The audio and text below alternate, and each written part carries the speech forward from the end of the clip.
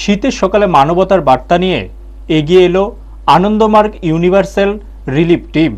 মেধাবী ছাত্রী স্বর্গীয়া সুজাতা দাশগুপ্তের স্মৃতিতে কৈলাসহর পিডব্লিউডি রোডস্থিত আনন্দমার্গ ইংলিশ মিডিয়াম স্কুল প্রাঙ্গণে 100 জন দুস্থ মানুষের হাতে কম্বল তুলে দেওয়া হয়।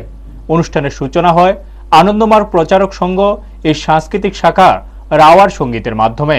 পরে অতিথিবৃন্দ ও পরিবারের সদস্যরা শ্রী শ্রী আনন্দ মূর্তিজির পাদদেশে পুষ্পার্ঘ্য অর্পণ ও 1 মিনিট নীরবতা পালন করেন।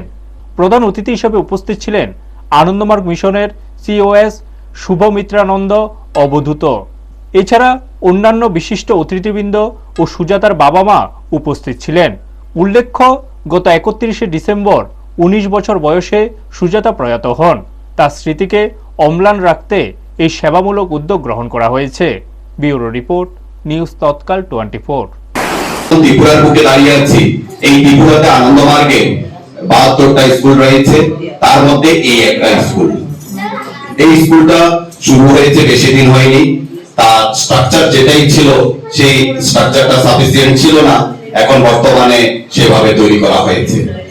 আর এই আনন্দমার্গ স্কুল কেন তৈরি হয়েছে, এর পেছনে লজিক কি?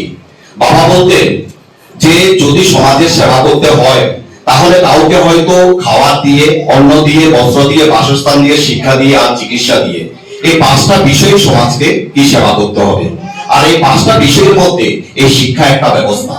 বলছে মানুষকে যদি শিক্ষা দেওয়া হয়, তাহলে যদি সে শিক্ষিত হয়ে যায়, তাহলে তার জীবন ভালো এবং মন্দ, খারাপ এবং ভালো, কি পথে হাঁটতে হবে, কিভাবে চলবে, এই সম্পূর্ণ কিছু সে নিজেই তৈরি করে নেবে।